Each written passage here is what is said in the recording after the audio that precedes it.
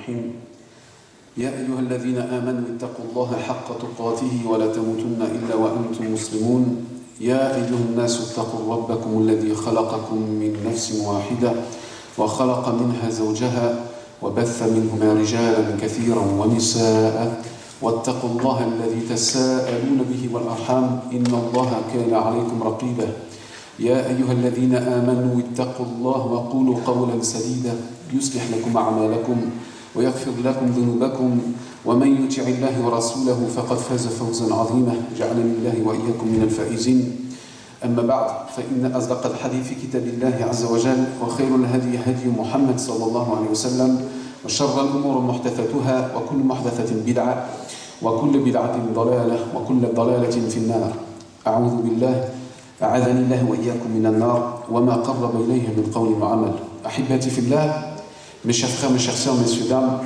salam alaikum wa rahmatullahi wa barakatuh. Le sujet qui a donc été proposé va être partiel en fait. Les maladies du cœur est un sujet lié effectivement à un certain nombre de maladies que nous développons en nous-mêmes et particulièrement au sein de la communauté et au sein de nos propres cœurs et poitrines. Néanmoins, au vu des différents éléments et du public qui est présent aujourd'hui, je voudrais aussi consacrer une partie de cette intervention au mot de la jeunesse, MAUX. Dans un premier temps, Allah Azza wa Jal, dans le Coran, alors je précise parce qu'il faut bien avoir conscience que nous avons parfois des discours extrêmement communautarisés. Nous pensons que parce que nous sommes entre musulmans, nous nous adressons à des musulmans qui ont déjà acquis un vocabulaire, une certaine connaissance de la religion, et sans aucun jugement, ce n'est pas le cas. Donc il convient dans nos interventions de pouvoir éclairer un certain nombre de notions et de pouvoir expliquer quel est le sens que nous donnons à la thématique que nous présentons. Il y a aujourd'hui, et d'une façon tout à fait généralisée sur l'humanité et dans l'humanité, un certain nombre de maladies qui se développent.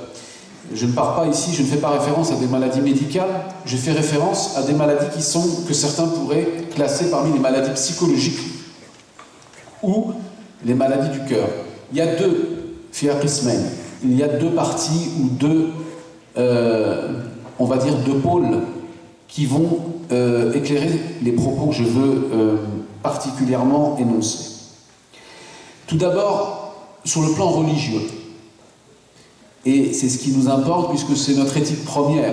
En tant que croyants musulmans et musulmanes, nous avons comme obsession, je dis bien comme obsession, en tout cas c'est ainsi qu'elle devrait se manifester, de nous présenter devant Allah Azza wa Jal avec des actions.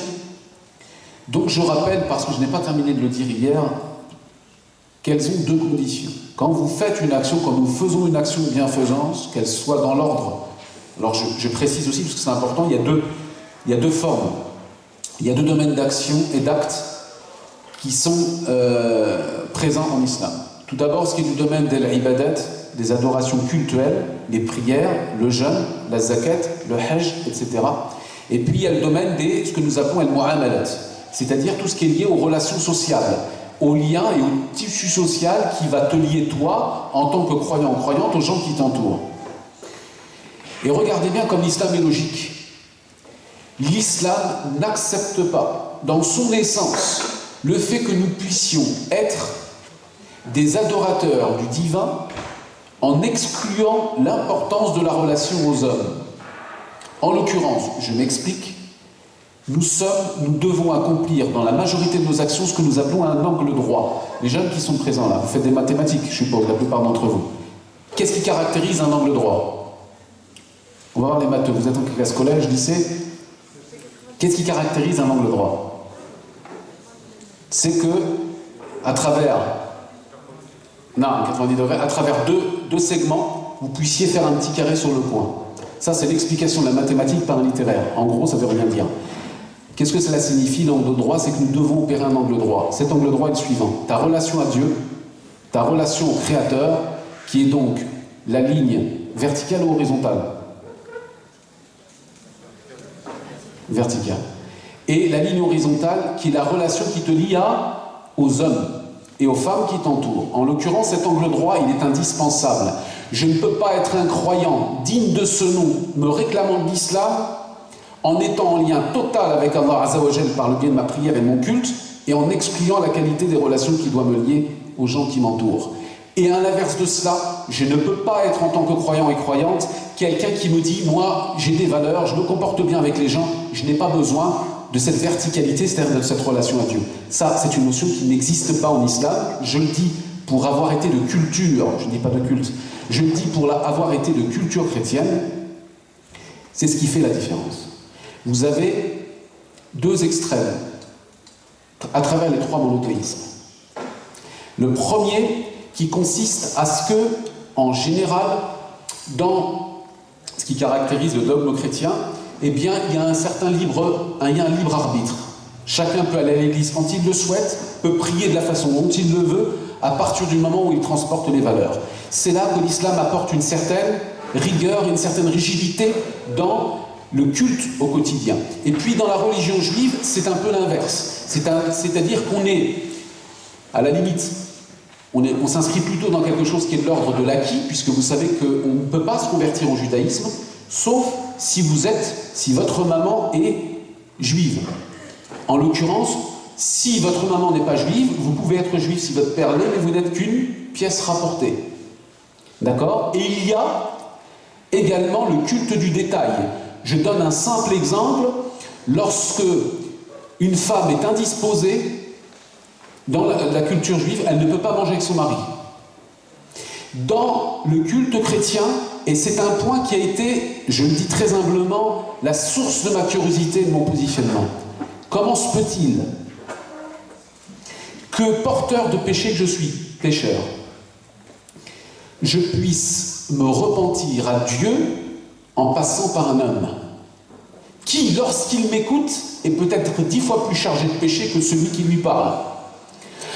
En islam, les choses sont claires. En l'occurrence, aucun savant d'islam, aucun imam, fût-il grand, auprès d'Allah Azzawajal, ne méritera que je puisse solliciter son pardon pour pouvoir être pardonné par le Créateur. Le lien horizontal est important parce que c'est cette relation dont je vous parlais tout à l'heure. Donc là, j'ai parlé du lien vertical, la relation unique au Créateur, ce que nous appelons la notion de tawhid, d'unicité divine dans laquelle j'aime pour Dieu, je déteste pour Dieu, je fais pour Dieu et j'agis pour lui. Et puis la relation qui est horizontale, qui me lie aux hommes. C'est-à-dire qu'en l'occurrence, je ne peux pas être quelqu'un qui est très pratiquant et qui a un comportement exécrable avec les gens. Ce n'est pas acceptable. Et pour conclure sur l'autre aspect, ceux qui sont les défenseurs de la verticalité exclusive, c'est-à-dire ceux qui pensent que finalement l'islam c'est dans le cœur, c'est une erreur, c'est un concept qui n'existe pas en islam. C'est-à-dire qu'en l'occurrence, la foi, oui, elle est dans le cœur, mais elle a une exigence en islam, c'est qu'elle se manifeste par des actes. Si j'aime Dieu, alors je dois mettre en place ce qu'il exige de moi. En l'occurrence, les injonctions sont claires, l'application éventuelle, le cheminement, parce que nous ne sommes pas des êtres et des croyants accomplis, le cheminement vers l'application des 5 piliers de l'islam. Et en premier lieu, la prière. La prière est un lien essentiel pour pouvoir être en lien permanent avec le Créateur Jalla fi'ula. Et c'est par cette prière que je vais purifier mon cœur des maladies. Pour quelle raison insister sur la prière ? Vous savez qu'il y a une divergence en islam, théologique importante, qui nous dit, selon une majorité de savants, que il y a une divergence sur le thème de kufr.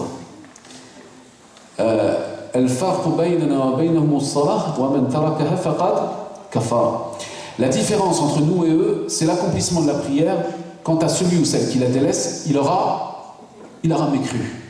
Sur faqad kafara, ici il y a une divergence. Est-ce que c'est un kufr, c'est-à-dire une mécréance qui sort les personnes de l'islam, ou est-ce que c'est ce que nous appelons, selon un certain nombre de savants, un kufr i'tiqadi, c'est-à-dire une mécréance ou une forme de négation dans la pensée, mais qui n'exclut pas la personne de la communauté musulmane parce qu'elle atteste qu'il n'y a de Dieu que Dieu, que Mohammed sallallahu alayhi wa sallam est son prophète, et dans ces cas-là, on la désignera, selon un certain nombre de savants, comme étant un muslim fasiq. Lakin, je vous pose la question. Essayez toute la journée de marcher sur une jambe. Vous allez voir. Si vous n'avez pas de canne, vous allez voir que c'est très compliqué. Cette canne qui vous relie à votre Créateur ne peut être accomplie que par la prière. Je vais prendre un exemple qui nous lie les uns avec les autres. Vous aimez quelqu'un, vous avez quelqu'un autour de vous que vous aimez le plus. Un être humain. Ça peut être votre mari, votre mère, ce que vous voulez. Vous lui donneriez tout ce que vous pourriez. Vous n'avez pas de nouvelles de lui pendant 3 mois. Est-ce que c'est quelque chose de difficile? Wallah, c'est difficile. Vous allez vous inquiéter, vous allez vous faire des films, etc. Si pendant ces 3 mois, la personne que vous aimez a son portable, et que vous ne l'appelez pas une seule fois, est-ce que vous pensez que cette personne va croire de vous que vous tenez à elle? Non. Parce que cette personne va se dire, mais il a trouvé quelqu'un d'autre, il a trouvé un plan B, ce qu'on pourrait dire, ou un éventuel remplaçant ou remplaçante. Et c'est légitime qu'on puisse le penser puisqu'il n'y a pas eu d'appel. Qu'en est-il, toi, de ceux qui se réclament de l'amour de Dieu et qui ne communiquent jamais avec lui? La notion de pratique en islam est importante parce que c'est elle qui va déblayer ensuite les maladies.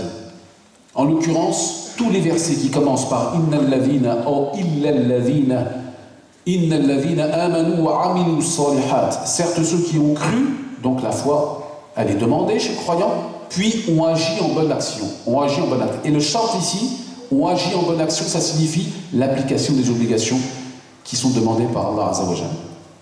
Pourquoi Dieu nous a obligés à la prière? C'est une question qu'on peut se poser. Sachant que vous le savez, au début, c'était combien de prières? C'était 50. Et nous avons, bifadlillah Azza wa Jalla, grâce à Dieu, même dans l'accomplissement des 5 prières, la récompense de 50. Quelle générosité, subhanallah.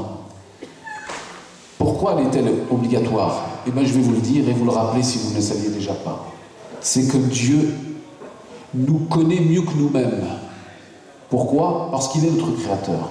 Et comme il nous connaît mieux que nous-mêmes, il sait que si l'injonction qui consiste à prier 5 fois par jour n'est pas appliquée, wallah, nous allons l'oublier. Nous allons oublier Allah Azza wa Jalla. Nous allons oublier Dieu. Et Dieu n'est pas un concept, c'est une crainte permanente. Inna salata tanha 'anil fahsha'i wal munkar wa la dhikrullahi akbar. Certes, la prière éloigne des turpitudes, et des mauvaises actions. Et il n'y a pas meilleur rappel, il n'y a plus grand rappel que celui de dire que Dieu est le plus grand. Cette verticalité, cette horizontalité sont indispensables comme les 2 ailes d'un oiseau. Vous ne pouvez pas aimer sans pratiquer. Vous ne pourrez pas croire ou faire croire à votre mari que vous l'aimez, vous ne pourrez pas faire croire à vos épouses que vous l'aimez si de temps en temps, il n'y a pas des choses qui le prouvent. C'est une évidence. Ce qui est valable dans le domaine des relations humaines est tout à fait valable dans le domaine transcendal entre un être humain et son Créateur. Après avoir rappelé cette chose-là, il y a une chose sur laquelle il faut s'interroger. Quelles sont les 2 conditions qui vont faire en sorte que mes actions seront acceptées auprès d'Allah? Petit point de jurisprudence, mais qui est important, et qui mérite à lui seul une conférence entière. Les maladies du cœur, elles viennent de cela. Et c'est par celle-là que je veux commencer. 2 conditions sont demandées lorsqu'une action est faite. Je prends un exemple.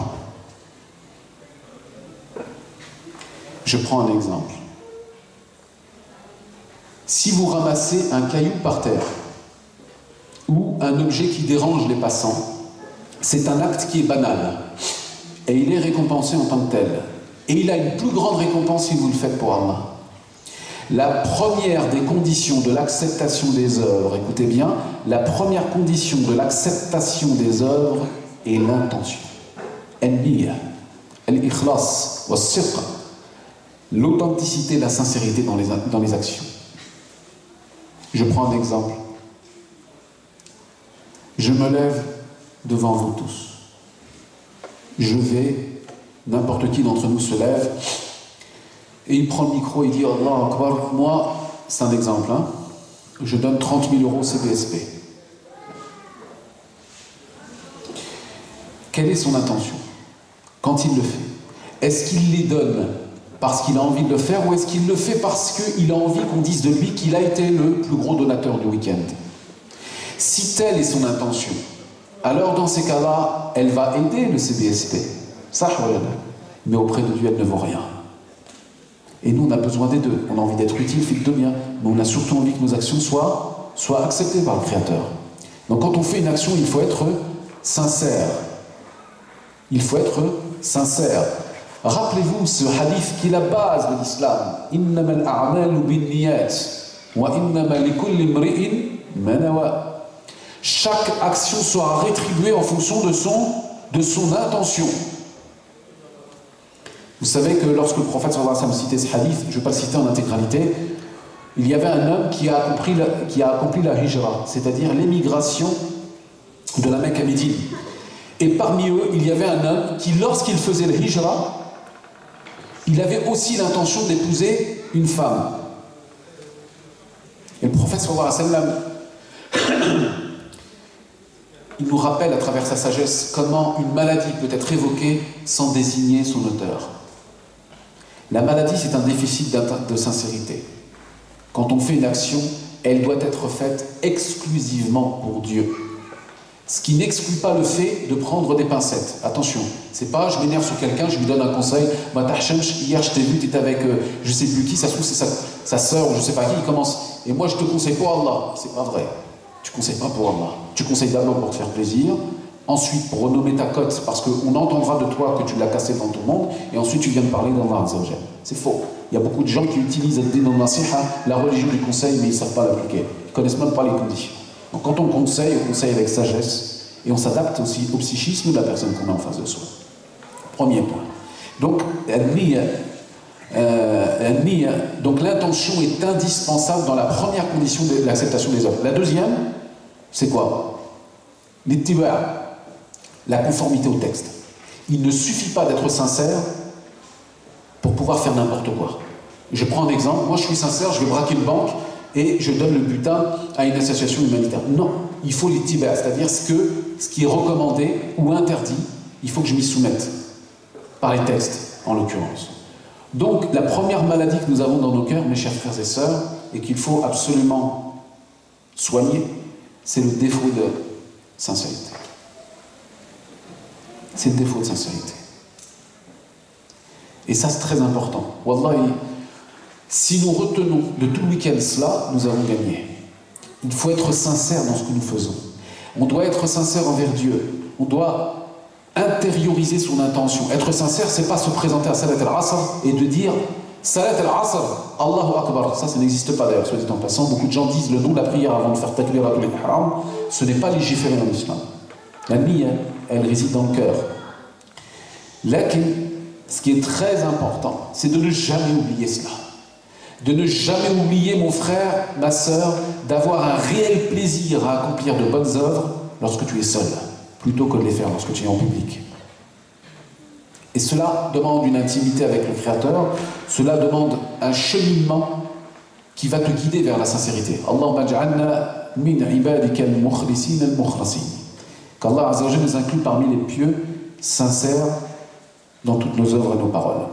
Allahumma rzuqna al-ikhlas. Qu'Allah Azza wa Jalla nous donne la sincérité. Wallah, s'il y avait une dua à faire, on se limite juste à ça. Allahumma rzuqna al-ikhlas fil qawli wal amal. Allah Azza wa Jalla, donne-nous la sincérité dans la parole et les actes. Si nous avons la sincérité avec la conformité, alhamdulillah. Alhamdulillah. On aura gagné auprès d'Allah Azza wa Jalla. Wallah, les plus grandes des œuvres pourront être présentées au Créateur Jalla fi'ula si elles sont dépourvues d'une intention qui est sincère pour lui. Wallah, ça ne vaut rien. En quoi nous sommes déficients dans nos postures de sincérité? Prenons quelques exemples. Parmi ces exemples, malheureusement, qui font remonter le bling-bling de la communauté, le côté esthétique de la communauté, les réseaux sociaux. Mon frère, ma soeur, crains Allah Azza wa Jalla sur un certain nombre de réseaux sociaux. Je prends un exemple. Petite publication, c'est un exemple, mais il y en a des dizaines comme ça. Petite publication de rappel sur Salat al-Fajr. On connaît la valeur de l'accomplissement de Salat al-Fajr. Publication. Rappel, hadith, la prière de l'aube, la prière matinale.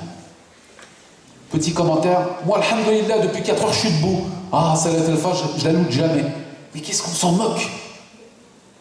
Devant qui on présente nos actions? Est-ce qu'on les présente en commentaire sur Facebook ou est-ce qu'on les doit à Allah Azza wa Jalla? Nous sommes dans des postures d'esthétisme. Nous sommes dans des postures parfois totalement esthétique, totalement artificielle. Quand tu souris à ton frère ou à ta sœur, offre-lui un sourire qui est profond, qui est sincère. Lorsque tu le salues, nous parlions de cela tout à l'heure avec un frère. Il y a des petits actes, Wallah lahum qimatun azima 'inda Allah azza wa jal, ils ont une grande valeur auprès d'Allah azza wa jal, wa nahnu 'anha min al-ghafilin. Et nous, par rapport à ces actions-là, on ne leur donne pas de valeur. Tu vois un frère ou tu vois une sœur, je prends un exemple d'un frère avec un frère, tu lui serres la main, tu le salues avec un sourire, comment vas-tu mon frère? C'est un acte qui est banal. Si tu le fais pour Allah azza wa jal, tu es récompensé. Si tu lui serres 3 fois la main alors que tu viens de le croiser, rappelons-nous la parole prophétique qui nous dit qu'à chaque fois que deux croyants se saluent, de leurs mains tomberont leurs péchés comme les feuilles tombent d'un arbre. Vous croyez que c'est donné à tout le monde ça? Vous croyez que c'est donné à tout le monde? Il faut en avoir conscience de ces actes-là. Premier point. Le second point qui mérite véritablement d'être abordé. Lorsqu'on demande une sincérité dans les actions, nous avons immédiatement affaire, malheureusement, à une deuxième maladie qui est présente dans notre communauté, qu'Allah nous en préserve. Je ne dis pas qu'elle n'est présente que dans notre communauté, mais en tout cas, elle est présente. Et parfois même, pour être très honnête, avec un côté pimenté. C'est une maladie qui fait beaucoup de dégâts, qui est al-hasad, la jalousie. La jalousie négative, car comme vous le savez en islam, il y a une jalousie positive. Quelle est la jalousie négative et positive? Les jeunes, vous me dites, si vous ne comprenez pas, hafidez comme Allah, vous levez la main, vous me dites, Mohammed, tu répètes. Quelle est la jalousie positive et négative? La jalousie positive, c'est quoi? Ahmed, mashallah, il a pris Juz Amma. Il a appris 2 hizb dans le Coran. Mashallah, j'aimerais bien un jour, moi, Inch'Allah, j'apprends les 2 hizb, même plus encore que lui. Mais mashallah, qu'Allah le préserve. C'est autorisé ou c'est pas autorisé? C'est autorisé, non? Et on a besoin d'étoiles pour aller en haut. Le problème, c'est qu'on regarde que ce qu'il y a en dessous de nous. Et on se prend pour des princes. Écoutez bien ce que je suis en train de vous dire. Il y a 2 domaines. Le domaine mondain et le domaine religieux. Dans le domaine mondain, dans le domaine de dunya, dans le côté matériel, ne regarde que ceux qui sont en dessous de toi. Le frère, il nous parlait tout à l'heure de gens qui mangent du pain avec du miel et qui n'ont pas d'eau. Regarde ces gens-là, remercie Allah pour ce que tu as. D'accord? Là, tu regardes en dessous. Et tu remercies Allah Azza wa Jal pour ce que tu as. Ça nous rend modestes et on remercie le Créateur pour ce qu'on a. Dans le domaine des obligations religieuses, regarde au-dessus. Ne regarde pas celui qui est en dessous de toi. Celui qui est en dessous de toi, tu vas te prendre pour un savant. Quant à celui que tu vas regarder de haut, tu te diras j'ai encore beaucoup de chemin à parcourir, il me reste beaucoup de travail, et tu deviendras modeste. Tu deviendras modeste. Eh bien, écoutez bien ce que je suis en train de vous dire. La bonne et la mauvaise jalousie, c'est celle-là. La bonne jalousie, c'est celle que je viens de vous dire. Ahmed a appris Juz Amma, Masha'Allah, j'espère un jour, Inch'Allah, j'arriverai à son stade, et plus encore, qu'Allah le préserve. La mauvaise jalousie, c'est quoi? Ahmed, il a appris Juz Amma. J'aimerais bien que lui les ait plus et que moi je les ai. Ça, c'est la définition du al-hasad, de la jalousie qui fait des dégâts.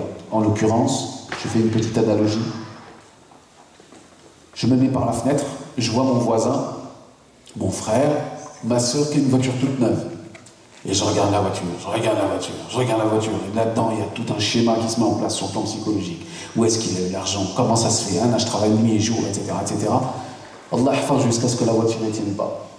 Et je ne dis pas que tu es la cause, mais tu peux l'être. Le prophète sallallahu alayhi wa sallam, il a dit le mauvais œil est une vérité, ce qui ne doit pas nous rendre paranoïaques. Parce que des fois, il y a des gens, ils utilisent les mauvaises causes et ils se disent que c'est à cause du voisin. Et je prends toujours cet exemple-là parce qu'il est, comment dire, il m'a marqué, subhanallah. Il m'a marqué, c'était un été. Et je vois un frère, subhanallah, qui part avec sa famille, il allait en Tunisie. À l'époque, pour les quarantenaires, là, 40-45 ans, c'était la voiture à main, c'est les Peugeot 305. Donc c'était la 305, et il chargeait, c'était l'après-midi, il charge. Je dis, bismillah, il commençait à perdre la pression, et il chargeait les baignoires. Vous savez ce que c'est, le 90, 80, même les baignoires, quand tu les voyais sur le chemin comme ça, il n'y avait pas de baignoire en bref. Il mettait le truc, il a chargé la voiture, jusqu'au moment où il part, il démarre, je l'entends craque, tout en haut, tout part par terre, tout est cassé au haut de la voiture. Mais c'était légitime. Mon frère, je sais pas, tu as une voiture d'une tonne, tu mets 600 kilos sur toi, c'est légitime que la voiture elle se fracasse. Premier réflexe, il descend Eh là, je suis sûr, c'est le voisin du 5e là. Depuis cet après-midi, il voit que je pars en vacances. Il m'a aïen, ça y est, ma voiture elle est cassée. C'est faux. Des fois, on est paranoïaque pour des choses qu'il ne mérite pas. Et Achille, sois réaliste. C'est pas le mauvais œil qui a pété ta voiture. C'est toi qui as mis 700 kilos sur une voiture qui ne peut en supporter qu'éventuellement 200. Néanmoins, il y a aussi des réalités. Parmi ces réalités, la jalousie. Cette jalousie qui malheureusement parfois consume les cœurs et qui fait que au moment où tu es jaloux, où tu sens ce sentiment de jalousie malsaine, eh bien tu sors de l'agrément d'Allah. Pourquoi? Vas-tu être jaloux de quelque chose qu'Allah il a donné à ton voisin et qui était écrit avant même que tu sois né? Renier cette chose-là, c'est être contre le destin d'Allah Azzawajal. C'est être contre le destin d'Allah Azzawajal. Ta sœur ou ton frère, il s'est marié. Ah non, ça fait 3 ans que j'essaie de me marier, j'y arrive pas. Allez, vous savez toujours cette question-là, pourquoi, qui devient presque même, astaghfirullah, une tentative d'explication de l'égard d'Allah Azzawajal quand il devait des explications. Une non-acceptation du destin, qui est également quelque chose qui te sort de l'islam. C'est un acte annulatif. Ça efface ta foi. Quand tu dis à Dieu pourquoi lui il a et moi j'ai pas. Si c'est de la mécréance, qu'est-ce que c'est? Dites-moi ce que c'est si c'est pas de la mécréance. C'est la négation même de la justice divine sur toi. Donc dans le domaine matériel, regarde toujours ceux qui sont en dessous de toi. Donc cette maladie, c'est une réalité. Le prophète lui-même, sallallahu alayhi wa sallam, en a été la victime, comme vous le savez. Vous connaissez cette histoire où une femme lui avait fait du sihr, elle lui avait fait de la sorcellerie par le biais de cheveux qu'il avait laissés au bout d'un peigne. Et subhanallah, le prophète sallallahu alayhi wa sallam a une très forte fièvre. Sallallahu alayhi wa sallam. Sallallahu alayhi wa sallam. Hafidhakum Allah, lorsque vous entendez son nom, Hafidhakum Allah, dites sallallahu alayhi wa sallam, au moins dans vos cœurs. Au moins, dites-le un petit peu à voix basse, c'est important. C'est celui, sallallahu alayhi wa sallam, sans lequel le paradis ne s'ouvrira pas, les portes du paradis ne s'ouvriront pas, tant qu'il n'aura pas, qu'il ne se présentera pas devant Allah Azza wa Jalla. Sallallahu alayhi wa sallam. Idhan, le prophète sallallahu alayhi wa sallam, mahsoud, il est jalousé, il fait même preuve, il est même victime de cette tentative de sorcellerie, et Jibril alayhi salam se présente à lui et lui indique, l'ange Gabriel se présente à lui et lui indique l'endroit dans lequel le peigne se trouvait. C'était au fond d'un puits, etc. Certains compagnons ont même voulu retrouver la coupable, c'est-à-dire l'auteur de cette tentative de sorcellerie, mais le prophète sallallahu alayhi wa sallam a laissé. Donc lorsque vous ne vous sentez pas bien, pour purifier vos cœurs, et ça c'est une chose très importante, mes frères et mes sœurs, lisez le Coran, même si c'est des petites sourates que vous connaissez. A'udhu billahi minash shaitanir rajim, bismillahir rahmanir rahim, qul a'udhu bi rabbil falaq, min sharri ma khalaq, wa min sharri ghasiqin idha waqab, wa min sharri an-naffathati fil 'uqad, wa min sharri hasidin idha hasad. Et protège-moi contre le mal de l'envieux si il m'envie. Lorsqu'il m'envie, Ida c'est lorsqu'il ici. C'est quand? Ida ja'a nasrullahi wal fath. Lorsque la victoire de la religion viendra par groupe, etc. Donc, ici, ce qui est important, c'est d'utiliser le Coran pour se protéger. Parmi les versets qui sont recommandés également, pour se protéger, sans être paranoïaque, mais pour se protéger lorsque vous terminez vos prières obligatoires, et ça fait partie de la purification du cœur, mes chers frères, mes chères sœurs, la lecture de Ayat al-Kursi. Tu lis Ayat al-Kursi en état de purification avant de dormir. Si tu le fais, tu as tes habitudes, tu t'endors, tu as, durant la nuit, 2 vigiles, un à tes pieds, un à ta tête. Ce sont 2 anges qui te surveilleront toute la nuit, et tu seras protégé. Ayat al-Kursi, verset du trône, verset numéro 255 de la sourate numéro 2. Verset 255 de la sourate numéro 2. Apprenez-la, hafidhakum Allah. Même si c'est en phonétique au début, vous ne connaissez pas l'arabe, apprenez-la, elle est très très très importante. Hein? Allahu la ilaha illahu al-hayyul qayyum ila akhir al-ayah. Voilà la deuxième maladie qu'Allah nous en préserve de la purification de nos cœurs quant à cette maladie de la jalousie. La troisième des maladies qui pourrait pratiquement être la première et qui est, qui est quelque chose auquel nous devrons prendre garde dans nos actions et même dans les choses les plus intimes et même dans les choses les plus légères, qui est la tentation du shirk. Je m'explique. Le shirk, c'est la notion en français de ce que nous appelons l'associationnisme, le fait d'associer à Dieu. C'est-à-dire, en l'occurrence, je m'explique. Je fais une action pour plaire à une personne, mais je ne dénie pas cette action pour plaire à Dieu. Ça, c'est de la forme d'association. Par exemple, je prends un exemple qui peut être concret. Je vais à la mosquée, je prie, Bismillah, Allahu Akbar, je prie, et tout d'un coup, mes prières, elles sont très longues. Elles sont très longues. Au ruku', ça dure 3 minutes. Le sujoud, mashallah, ça dure très longtemps. Pourquoi? Je le fais parce que je sais que là, on me regarde. Et ça, c'est une forme d'association très dangereuse. Quel regard? De quel regard te soucies-tu? De celui de ton créateur ou celui de la créature?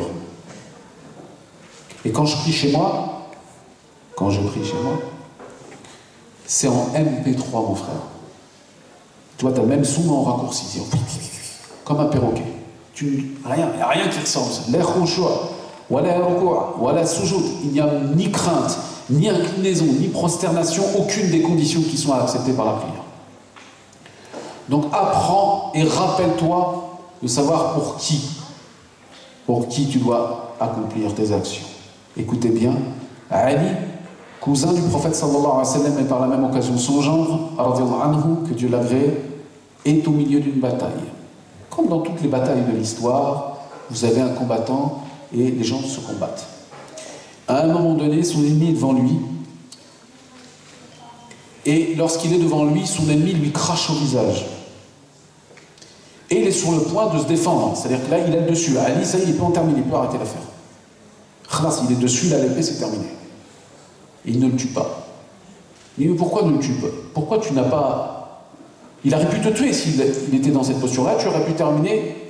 Il a dit, Wallah, il m'a craché au visage, je ne savais plus si je le tuais, ou si je devais terminer cette affaire pour Dieu, ou c'est parce que ma fierté en a pris un coup lorsqu'il m'a craché dessus. Et après, quand tu réponds à une question qu'on te pose, est-ce que tu réponds tout de suite parce que tu es porteur de la vérité, parce qu'on t'a vexé, parce qu'on t'a répondu alors qu'on n'aurait pas dû te répondre, ou parce que tu dois être porteur de vérité? Prends un simple exemple. Les deux petits-fils du prophète sallallahu alayhi wa sallam. Voilà ce que c'est que la sincérité. Mais c'est du haut degré, mes chers frères et sœurs, ça. Al-Hassan ou Al-Hussein, il rentre dans une mosquée, il voit un homme qui fait ses ablutions. Lorsque cet homme fait ses ablutions, c'est un homme qui a un certain âge. On pourrait dire aujourd'hui que c'est la première génération. Mais qu'est-ce qu'on fait? On n'a pas lu de livre. On ne sait même pas la langue arabe. On ne la connaît pas. On voit le monsieur, il fait une erreur. Oh, Al-Hajj Allah, il dit, oh, sahbi, vous ne savez pas faire. Ça fait 30 ans que tu pries, tu ne sais pas faire tes ablutions. Et on y va. C'est les mises en garde sur les réseaux sociaux, vous les avez en chair et en os. Et souvent, d'ailleurs, plus souvent en chair. Alors on donne des leçons. On ne tient pas compte du monsieur. Pourquoi? Vous savez pourquoi? Parce qu'on n'a pas envie de réformer les gens. On a envie de se faire plaisir. On a envie de tailler. Vous savez, c'est la mode, ça. Je vais le tailler bien comme il faut. Le but, c'est pas ça, mon frère. C'est que quand tu vois une erreur éventuelle, parce qu'il faut toujours avoir un doute, quand tu vois une erreur éventuelle chez l'autre, ton but, c'est quoi? C'est qu'il la réforme, c'est qu'il la change, et qu'il puisse prendre une information, et qu'il puisse acquérir une science. Et Al-Hassan ou Al-Hussein, il voit cet homme qui fait une erreur dans ses ablutions. Qu'est-ce qu'il fait? La chir, venez voir, je vous explique comment on va faire. Je vais faire mes ablutions, et vous allez me dire si j'ai fait une erreur. Ils font ses ablutions devant lui. Le cheikh, il dit, Wallahi, la personne âgée dit, Wallah, en fait, c'est moi qui fais une erreur. Quand je vous vois faire vos ablutions, je me rends compte que c'est moi qui me trompe. Hassan et Hussein, ils le savent. Ils le savent. Voilà ce que c'est de la haute pédagogie. C'est pas de se faire plaisir, c'est de réformer l'autre par la sagesse. C'est de réformer l'autre par la sagesse. Qu'est-ce que dit le Coran? Ud'u ila sabili rabbika bil hikmati wal maw'idati al hasana wajadilhum billati hiya ahsan. Invite au sentier de ton Seigneur avec sagesse et bonne exhortation. Comme disait le frère Ismaël tout à l'heure, aujourd'hui, on se lâche. La religion n'est qu'un alibi pour certains. Wallahi, franchement. La religion, parfois, il faut être honnête. Il faut que ce soit la religion qui te change. Il faut que ce soit l'islam qui te change. C'est pas toi qui va changer l'islam. Le délinquant que tu étais, ou la délinquante éventuelle que tu étais lorsque tu n'étais pas religieux, je ne vais pas vous parler des actes, on le sait. On sait ce que caractérise un délinquant dans un quartier. Comment se fait-il que le même profil, tu le prends, tu le sors de l'eau, tu le mets à la sauce religieuse, Il a changé ou il n'a pas changé? Wallah, il n'a pas changé. Certains, ils n'ont pas changé. La simple différence, c'est qu'ils ne veulent plus, il ne fait plus de trafic de shit. Par contre, quand il rentre dans la communauté, qu'il commence à prier, il commence à fusiller tout le monde. Il insulte les savants, il insulte les parents. Moi, je vois des gens, Wallah al-Azim, je vous assure que c'est extrêmement violent qu'un délinquant, quel qu'il soit, fasse des erreurs quand il est dans une délinquance qui est laïque, ne me dérange pas. Ça me dérange en tant que citoyen, parce que la délinquance, c'est quelque chose qu'il faut combattre par une bonne éducation. Mais quand cette délinquance devient religieuse, elle me fait violence. Pourquoi? Parce qu'elle est faite au nom de la religion. Comment toi, qui dis faire le qiyam, qui jeûne le lundi et le jeudi, tu réponds à ton père et à ta mère? T'appelles ton père par son prénom? Quand tu marches dehors avec ta mère, tu marches devant. Mais où t'as vu ça? Quand tu passes à table, tu manges le premier. Oh, est-ce que t'as entendu les pieux prédécesseurs ne pas te donner des recommandations lorsque tu es avec ton père et ta mère? Non, tu manges pas le plat avant qu'ils viennent manger. Tu peux pas t'asseoir avant que ton père ou ta mère s'assoie. Ça, c'est une question d'éthique minimum. Ça, c'est le minimum. Ya shabab, ya marshal shabab. Vous les jeunes, wallah, prenez, gardez et transmettez cette éducation-là. Vous ne pouvez pas, par respect, on ne peut pas avoir une posture avec nos parents que nous pourrions en avoir une avec le dernier ou la dernière des copains ou des copines. C'est pas possible, il y a un rang à respecter. Wallah, il y a un compagnon, j'entendais encore, je lisais, subhanallah, son histoire. Il disait un jour, on raconte de ce compagnon que sa mère était assise à côté d'un puits. Et comme il était à quelques mètres, sa mère l'a appelé, c'était après le Maghrib, après le coucher du soleil, sa mère l'a appelé pour aller chercher un verre d'eau. Il va chercher le verre d'eau, et lorsqu'il arrive, il revient vers sa mère et il se rend compte que sa mère est en train de dormir. Vous savez ce qu'il a fait? Jusqu'à ce qu'elle se lève au Fajr, jusqu'à ce qu'elle se lève au lever du soleil, il est resté devant sa mère avec le verre. On lui a dit, mais pourquoi tu fais ça? Il a dit, moi, je vais me coucher le soir avec quelque chose que ma mère elle a demandé de moi, et je ne vais pas l'exaucer. Je ne peux pas me coucher jusqu'à ce qu'elle ait le verre. Où sont ces générations? Ton père il t'a demandé d'aller chercher une baguette. Ta mère t'a demandé d'aller chercher une baguette. Billahi alayk. T'as 2 jambes, t'es jeune, vas-y. Ce n'est pas un service qu'il te demande. C'est pas un effort pour toi. C'est des hasanats sur ton compte. C'est des hasanats sur ton compte. Wallahi, quand tu n'auras plus ton père et que tu n'auras plus ta mère, tu te rendras compte. Tu vas te rendre compte de la valeur qu'ils avaient. J'ai vu des enfants devenir des adolescents puis des adultes. Dire Wallah al-Walid, je m'en rappelle, même quand il était au coin de la pièce, qu'il était sur une chaise, même lorsqu'il ne parlait plus, qu'il était fatigué, aujourd'hui il me manque. Et on a tous des manques. Et on doit tous s'attarder sur ces manques et leur donner du sens. Donc les jeunes, vous avez en vous une force et une chance. Comme nous l'avions rappelé à travers l'exemple du hadith d'hier, dans lequel le prophète sallallahu alayhi wa sallam a dit malheur à lui, malheur à lui, malheur à lui, honte à lui, honte à lui, honte à lui 3 fois, celui ou celle qui est un de ses 2 parents ou ses 2 parents et qui n'obtient pas le paradis grâce à eux. Donc nous avons décrit la 3e maladie, même s'il me reste 7 minutes, à laquelle je vais être extrêmement rigoureux. Nous avons abordé cette question de shirkiyat. Shirkiyat, c'est les petites associations. Vous avez la grande association qui consiste à adorer autre qu'Allah, et qu'en l'occurrence c'est une maladie, mais la pire des maladies, le prophète sallallahu alayhi wa sallam a dit, j'ai peur pour vous de la petite association qui sera aussi invisible qu'un poil blanc sur un... Sur quoi? Dites-moi. Vous dormez là. Là? Un poil blanc visible, aussi peu visible que sur un taureau noir. Vous ne pouvez pas le voir, il faut regarder la loupe. Qu'est-ce que c'est que les petites associations? Les petites associations, c'est quoi? C'est ce que je vous ai dit tout à l'heure. C'est le fait de prier doucement lorsque les gens me regardent. C'est le fait peut-être même de vouloir plaire ou séduire à autre que celui pour lequel Dieu m'a demandé de l'être. Cela consiste à une profondeur de regard, à une profondeur d'introspection de son âme qui doit nous être obligatoire. On doit véritablement se regarder dans un miroir. J'étais dans un pays musulman, le Maroc en l'occurrence, et nous étions, la ilaha illallah, je me dis, vous vous rendez compte, on a négligé la chose la plus importante. On a le corps de l'islam, mais l'âme, dans certains endroits, n'y est plus. Nous étions en bas, et il y avait une plage déserte. Et puis je vois des jeunes qui montaient en haut, qui étaient en haut de la plage, ils montaient en haut, il y avait une maison, et une espèce de maison. Je dis, subhanallah, qu'est-ce que vous allez en groupe comme ça, vous faites des efforts, il faisait très chaud, et il montait jusqu'en haut. Il y a un sayyid, c'est-à-dire un sayyid, c'est une tradition malheureuse qui consiste pour certains et certaines à faire des tours de la maison, à rentrer dans la maison, à allumer une bougie, à demander à ce que ton fils il ait le bac, à ce que ma fille puisse guérir, etc., dans des shirkiyat qui sont catastrophiques. Je dis, c'est du shirk, c'est de l'association. Le jeune Marguerite m'a dit, moi je sais pas, moi je sais pas, là on fait comme ça. Voilà, c'est ça, c'est la réponse du Coran. On fait comme nos ancêtres ils faisaient avant et on n'interroge même plus le sens de l'adoration exclusive que nous devons réserver à Dieu. C'est du shirk. Quand tu regardes ton horoscope, qu'est-ce que c'est? Non, moi je regarde pas. Et vous avez des gens qui disent non, moi je regarde jamais mon horoscope. Et puis ils tournent la page, ils disent bon, allez, juste aujourd'hui. Juste aujourd'hui. Mais ça prouve que tu donnes déjà de la valeur à ces choses-là. Quand vous trouvez, ça c'est connu dans la tradition, je prends deux exemples, un de la tradition française et l'autre de la tradition maghrébine. Nous à table, quand nos parents nous disaient il ne faut jamais mettre le pain à l'envers, ou alors il ne faut jamais passer sous une échelle. Toi, en tant qu'individu qui aspire à une relation exclusive, sans associer à l'égard de ton Seigneur, passe sous l'échelle. Pourquoi? Pour enlever ça, pour enlever les mauvaises herbes. Et prends le pain et mets-le à l'envers. Force-toi à le faire parce que peut-être que si tu ne le fais pas, c'est des résidus encore qui restent dans ton cœur et qui pensent que c'est peut-être vrai, même s'il y a 2% de croyance dans ces choses-là. Et puis dans la tradition maghrébine, vous en avez quelques-uns, notamment, par exemple, ceux qui mettent des couteaux ou des couteaux ou des poignards sous l'oreiller pour ne pas faire de cauchemar. La ilaha illallah. Lisez le Coran, mashallah. Tu ne veux pas faire de cauchemar, lis le Coran.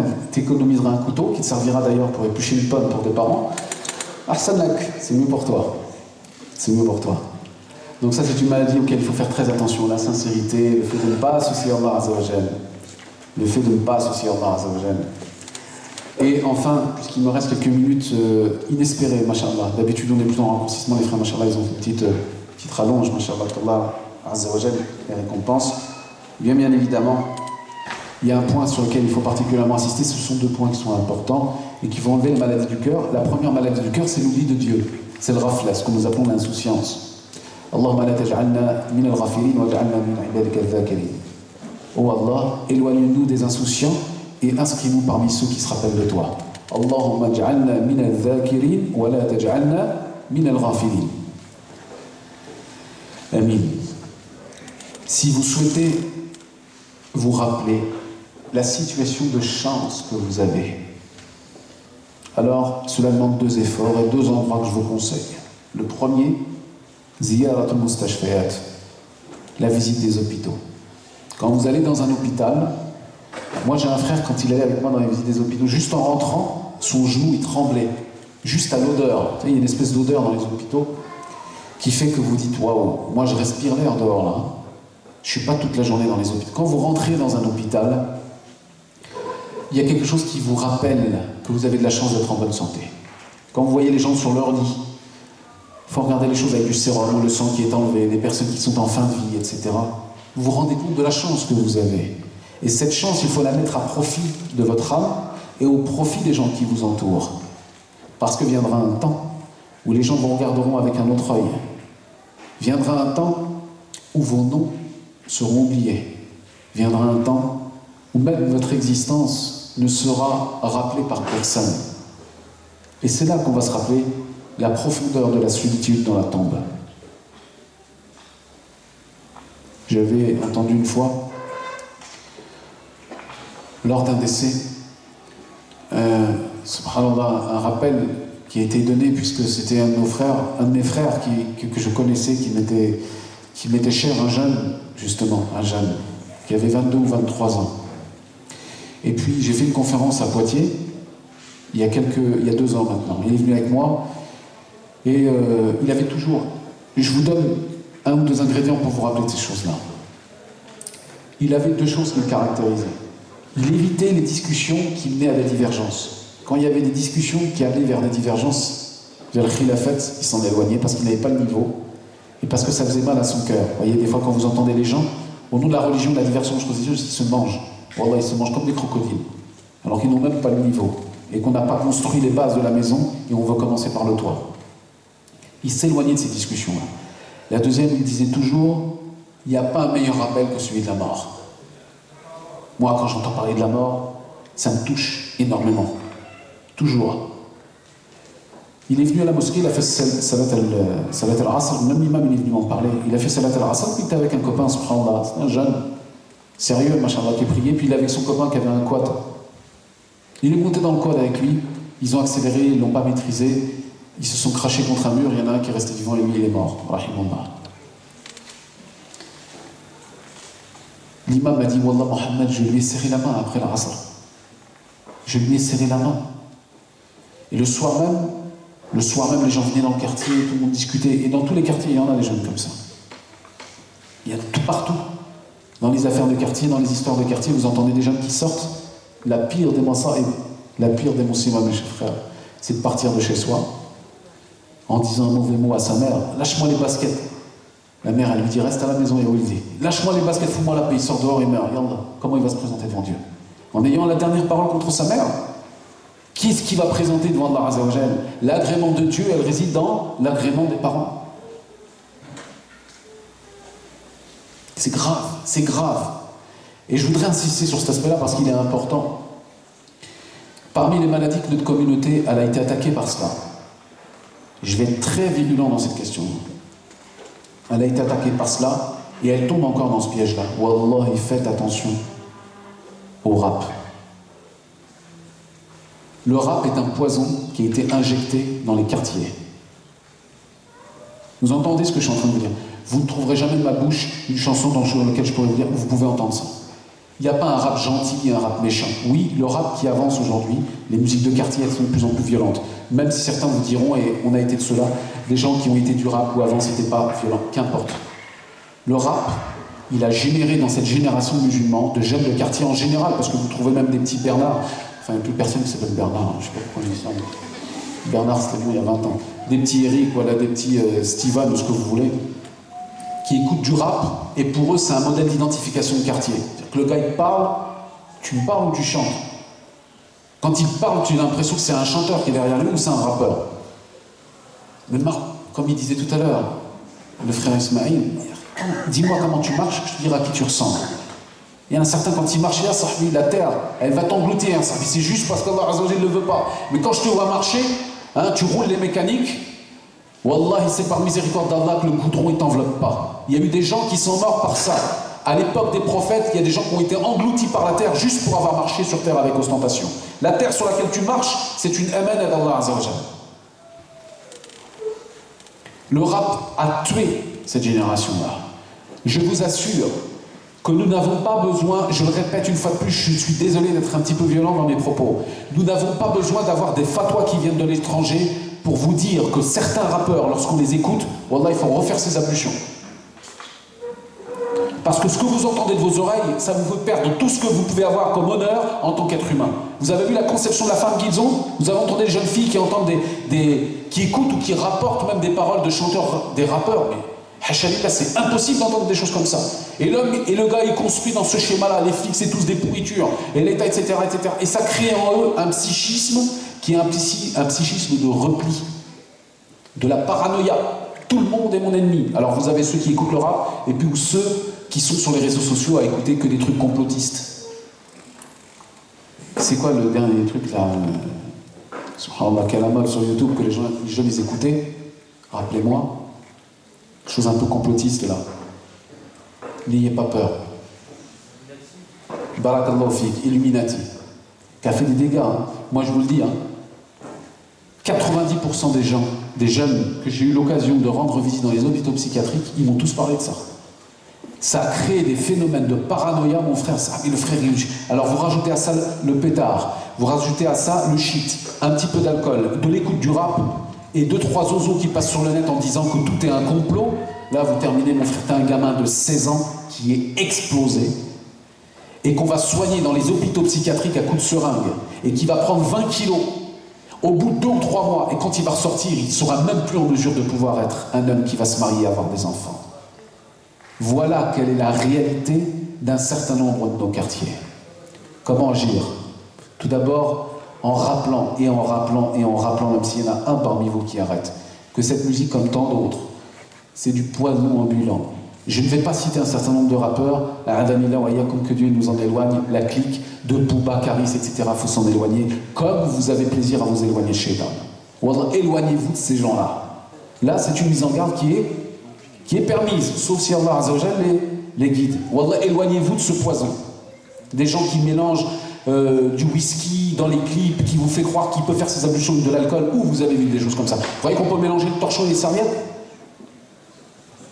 Est-ce que vous croyez qu'on peut mélanger la religion avec ce genre d'ordure, avec des paroles qui sont irrespectueuses à l'égard du statut de la femme, avec des paroles qui vous amènent à avoir la haine? Parce que le jeune, il grandit avec la haine, 14, 15, 16 ans, il a la haine, Wallah, quand tu le prends et tu lui mets un gros coup de pression, il ne sait même pas pourquoi. Ça, je vous le dis, hein, c'est le quotidien, ça. Tu le prends, tu lui mets un gros coup de pression, il pleure comme un gamin, il ne sait même pas pourquoi il a la haine. Parce qu'il a accumulé. Parce qu'il y a du sihr dans ces choses-là, il y a de la sorcellerie, il y a des incantations, il y a quelque chose de diabolique dans ces choses qu'on a incurgées. Le frère Miskin, ça fait 3 mois, il n'arrive même pas à apprendre le Fatiha, il dit j'y arrive pas. Il faut que je l'écrive en phonétique, et toutes ces paroles de bas étage, il les connaît par cœur. Il connaît les chansons par cœur, il te récite, tu lui prends la moitié du couplet, il le reprend. Si tu lui dis le Fatiha, tu reprends le milieu du milieu, il n'y arrive plus. Ah non, c'est ça. Et pourquoi? Parce que Shaitan, il a embelli les choses. Donc ça, il faut s'en éloigner, mes jeunes. Il faut faire très attention à cela parce que c'est un petit piège dans lequel on va faire croire aujourd'hui. Avant, le mal, il était bayéné.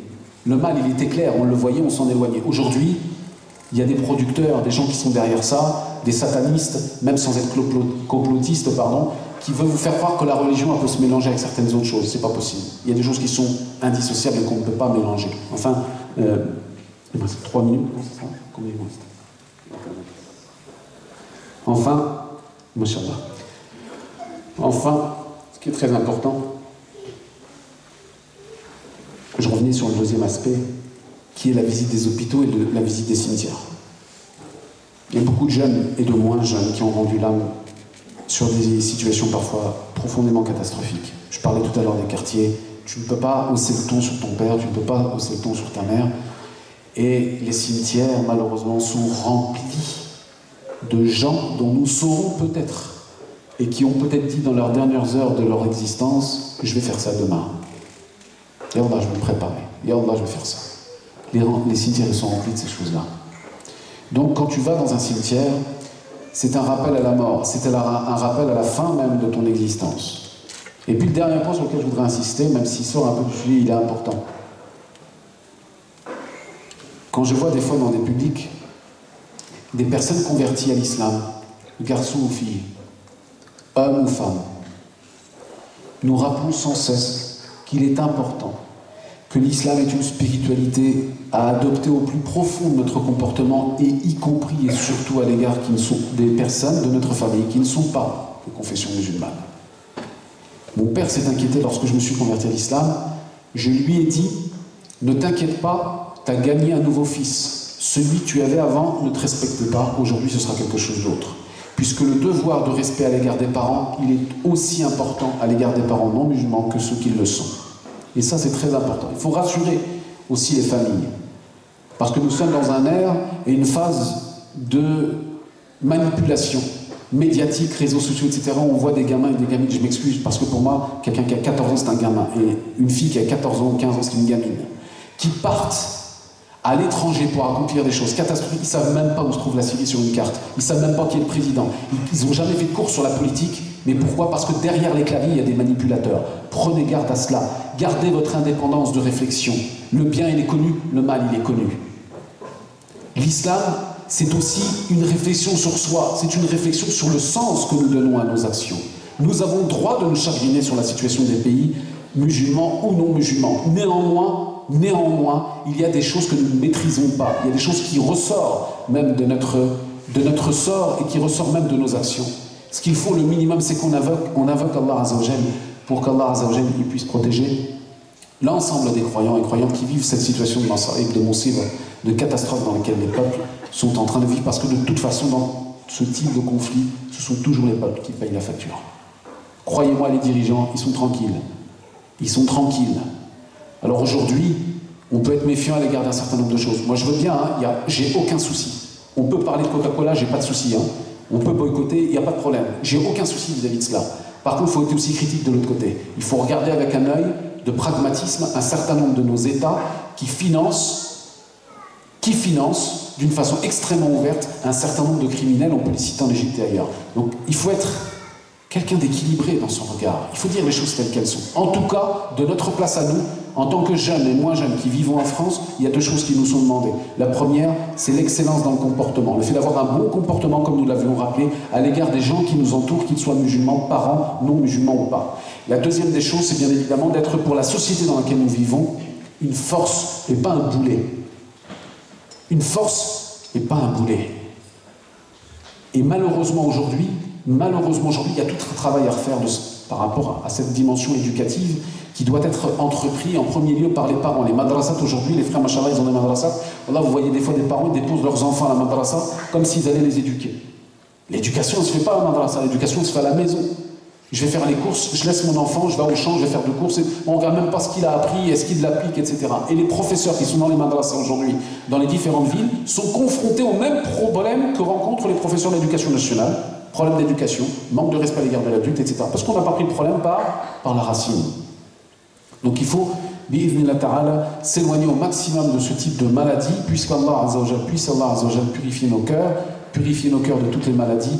Min sharri al-hasad idha hasad, wa min sharri hasidin idha hasad, du mal de l'envie lorsqu'il envie, de l'éloignement de l'associationnisme que nous avions cité tout à l'heure, de la tentation qui puisse être donnée de manquer et d'avoir un déficit de sincérité dans nos actions. Al-ikhlas wa sirq, c'est la première chose qu'il faut travailler. La sincérité. Fais peu mais sois sincère.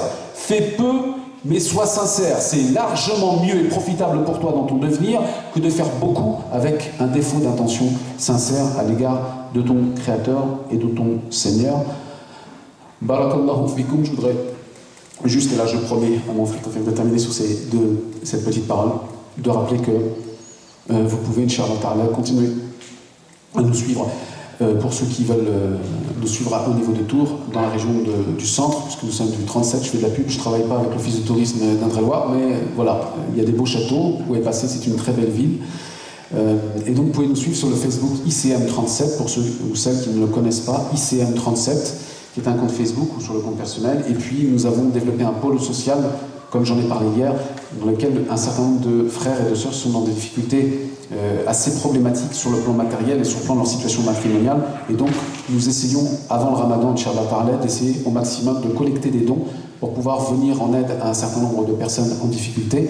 Notre frère Qassem, qui est à l'entrée, a une petite boîte, Inch'Allah Ta'ala, ICM37, pour ceux ou celles qui souhaiteraient contribuer d'une façon positive et être un maillon de la chaîne, Inch'Allah, marhaban bikoum, il est juste à l'entrée, barakallahu fikoum. أقول قولي هذا وأستغفر الله لي ولكم وجميع المؤمنين. اللهم أخلص أعمالنا لوجهك الكريم. اللهم ارزقنا الصدق والإخلاص في القول والعمل. اللهم ارزقنا الصدق والإخلاص في القول والعمل. اللهم ارزقنا الصدق والإخلاص في القول والعمل. وصل اللهم وسلم وبارك على محمد وعلى آله وصحبه أجمعين. وآخر دعوانا أن الحمد لله رب العالمين.